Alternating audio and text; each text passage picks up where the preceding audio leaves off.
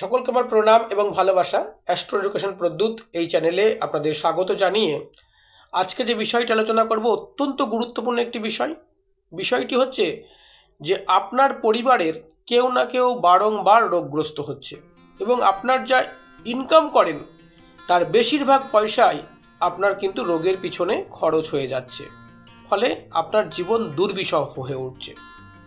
জ্যোতিষশাস্ত্র কি বলছে, কেন এটা হয়, এর কারণ কি?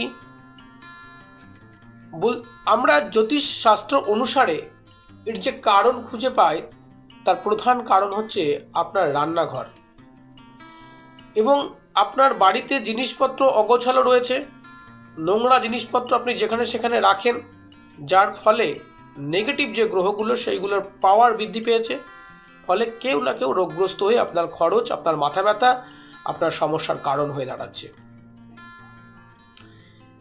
এর জন্য আপনার কি করা উচিত?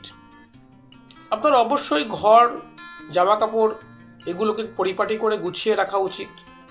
ঘরে যাতে নোংরা আবর্জনা না জমে সেগুলোর দিকে খেয়াল রাখা উচিত এবং আপনারা অবশ্যই এখান থেকে বেরিয়ে আসার জন্য যে ঘরে প্রচুর পরিমাণে সূর্যের আলো প্রবেশ করে এরকম জায়গায় আপনাদের থাকা উচিত। আমরা অনেক সময় ফ্ল্যাট বা বাড়ি এমনভাবে নির্মাণ করি যে বাস্তুকে আমরা মাথায় রাখি না, ফলে আপনারা অনেক টাকা খরচ করে নতুন বাড়ি তৈরি করলেন, সেখানে গেলেন, সেখানে সূর্যের আলো আপনার ঘরে পৌঁছাচ্ছে না, আপনার পরিবার কিন্তু রোগগ্রস্ত হবেই এবং সেখান থেকে আপনার নতুন বাড়িতে আপনার নতুন মাথা ব্যথা বা নতুন সমস্যা কিন্তু জন্ম নেবে। তাই বাড়ি তৈরির আগে অবশ্যই আপনারা এই জিনিসগুলো ভেবে নেবেন এবং একজন ভালো ইঞ্জিনিয়ার এবং ভালো জ্যোতিষীর পরামর্শ নিয়ে আপনারা বাড়িটা নির্মাণ করুন, বাস্তুকে মেনে বাড়ি নির্মাণ করুন, দেখুন অনেক সমস্যার প্রতিকার হয়ে যাবে। আর যারা এই সমস্যায় ভুগছেন তাদেরকে বলবো আপনারা যেমন বাড়িঘর পরিষ্কার করবেন, সেরকম আপনারা যে ঘরে প্রচুর পরিমাণে সূর্যের আলো ঢুকছে এরকম ঘরে থাকুন এবং প্রত্যেক দিন সকালবেলা 108 বার গায়ত্রী মন্ত্র আপনারা জপ করুন।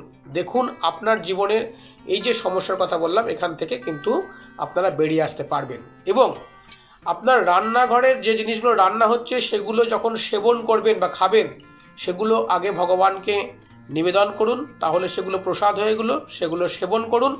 দেখুন আপনার পরিবারের রোগ এবং আপনার পরিবারের রোগের ফলে যে আপনার অর্থ ব্যয় হচ্ছে সেগুলো অনেকাংশে আপনার কমে যাবে এবং আপনি সুস্থির জীবনযাপন করতে পারবেন। সকলকে অসংখ্য